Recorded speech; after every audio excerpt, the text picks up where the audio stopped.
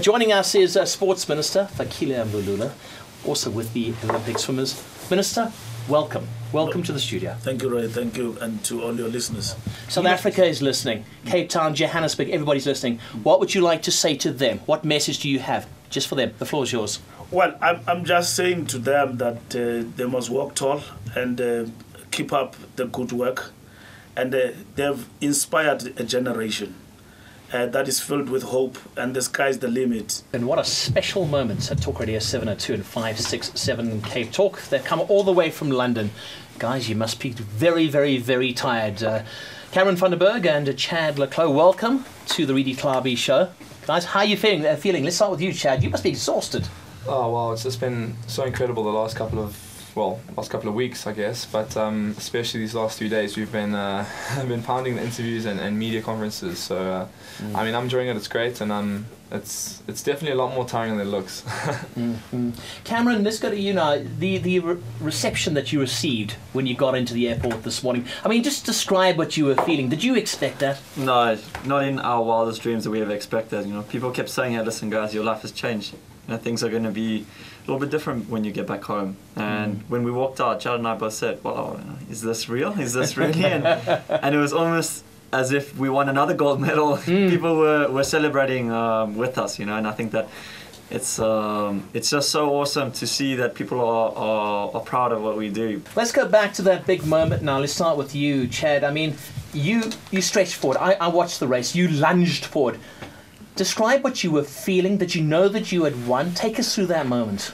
Well, I mean, going back way back, the 200 fly, I mean, Michael Phelps has dominated that race for over 10 years, and he actually hasn't lost it at an international competition since 2001, so this would have been his 11th year winning it. And I knew that this was my last chance to race him because he's retired now.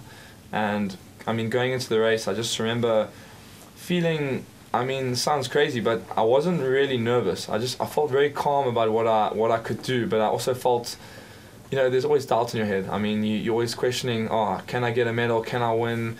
What happens if I come 8th? Oh, I don't want to embarrass myself. And I just, you know, that was all going in my head, but I remember feeling very calm. And, you know, heading into the last 50 meters of the race, going into the last turn, I just remember things going very slow.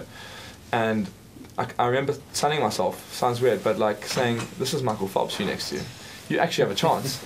And, you know, I think the rest, I mean, I don't know, that last 25 meters came and I was so overwhelmed because, I mean, you know, like I said, he's been a hero of mine since I was a young boy. So to beat him in his final race of butterfly is a very special moment that I'll definitely cherish forever. Cameron, let's go back to the Olympic Village. Just take us through the experience of staying there. You guys were quite cut off from the world, weren't you?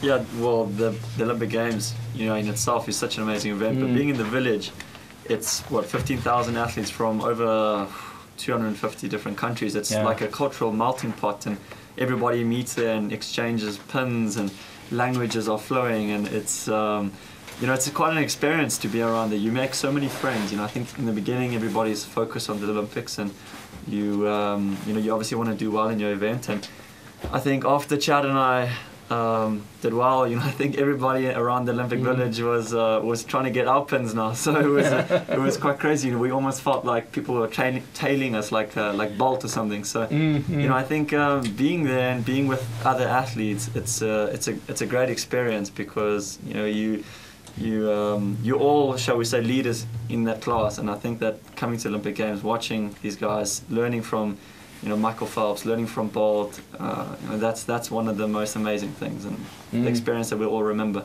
Coach, come on in here. I just want to put the headphones on. I just want to ask you one question. It's going to be the same question that I asked the sporting minister, the very same question. If you had a message to say to your two swimmers, what would you say?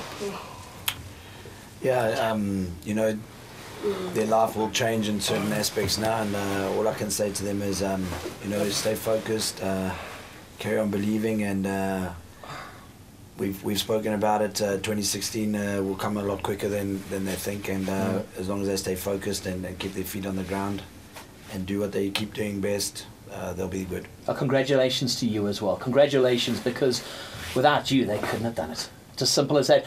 Cameron, Chad and Graham, all three of you, for coming into the studio, and congratulations. Your country's very proud of you. Well done, guys. Thank you. Chat to you again Thank you. soon. It's 11:15.